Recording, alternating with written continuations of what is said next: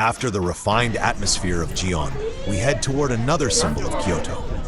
One that does not belong to the Karyukai, yet preserves the same feeling of suspended time.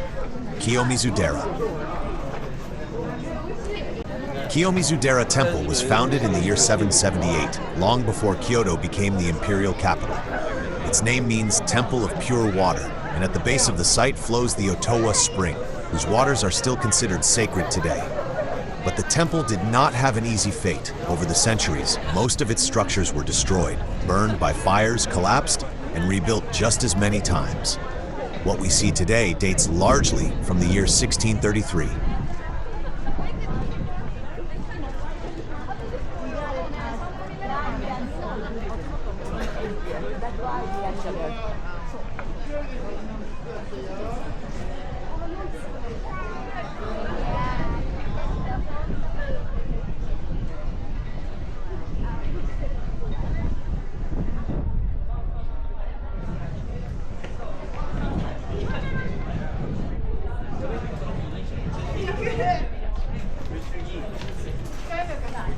건물이 되게 오래된 목조절이에요.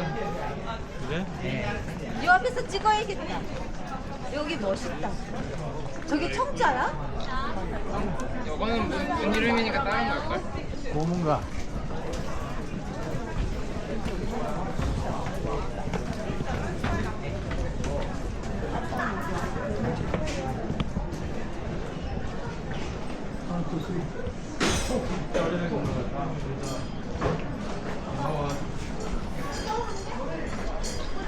이번 들었지?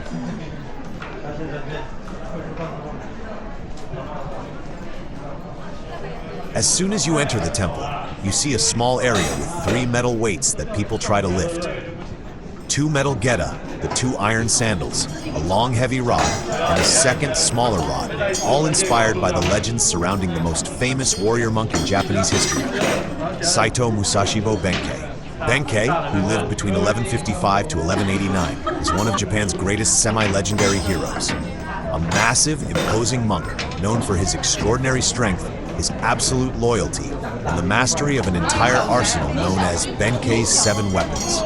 The large rod Benkei's spear weighs around 90 kilograms, and if you manage to lift it, as many attempt to, tradition says that you will prosper.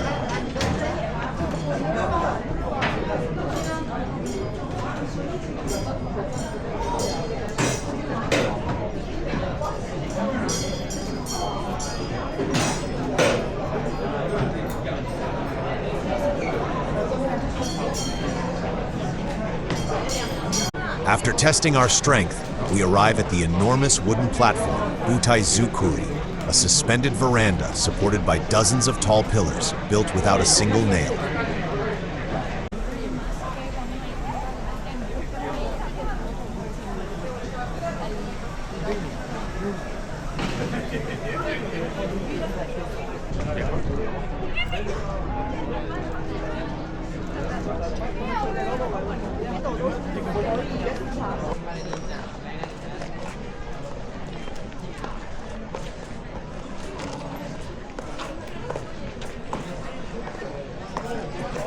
After crossing the platform and the main areas of the temple, we follow the exit path that slopes gently down through the smaller buildings and gardens of the complex. Our visit to Kiyomizu-dera ends here, and from the main gate we continue toward the next destination of the day, the Golden Pavilion Temple, Kinkaku-ji.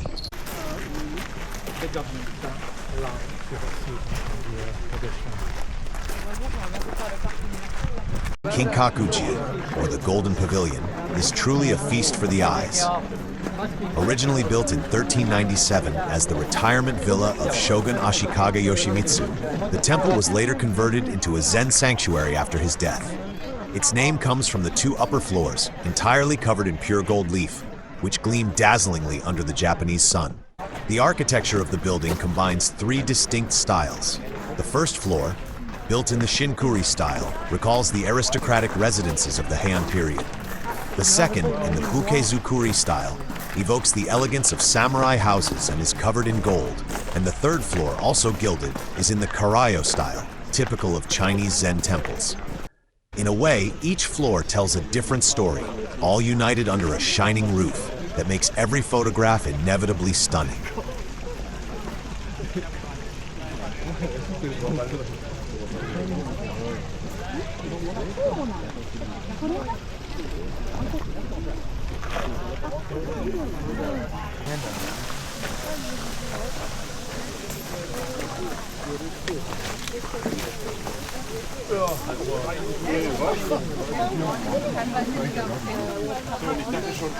Ich hatte jetzt vorne eine Schale.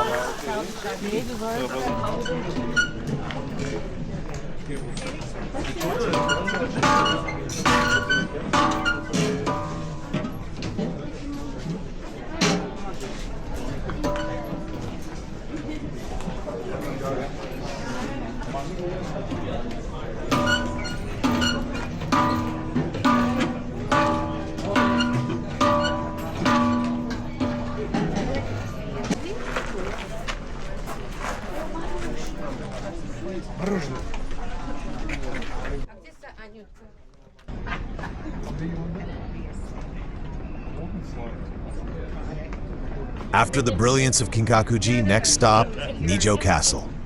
Not that it's an obvious thing, but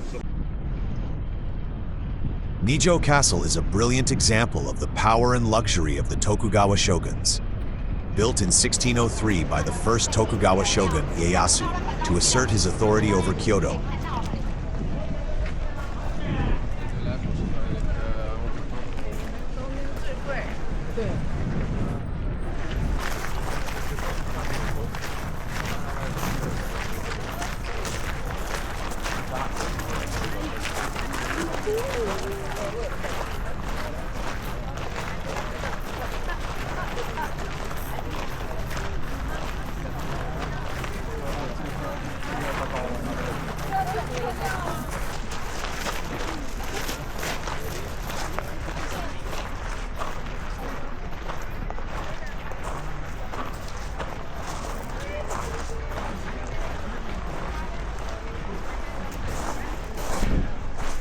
The castle is famous not only for its architecture, but also for the clever secrets hidden inside.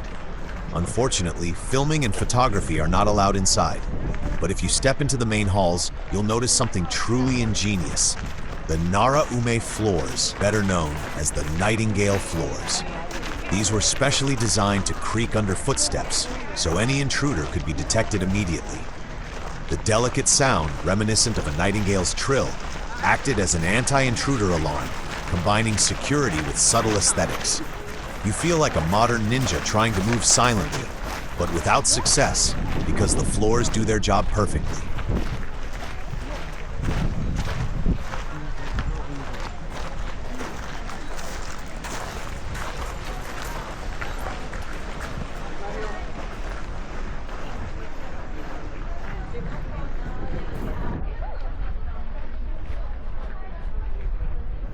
The exterior gardens impress with their simplicity and order. Everything is designed to create rhythm and balance, just as the shogun intended.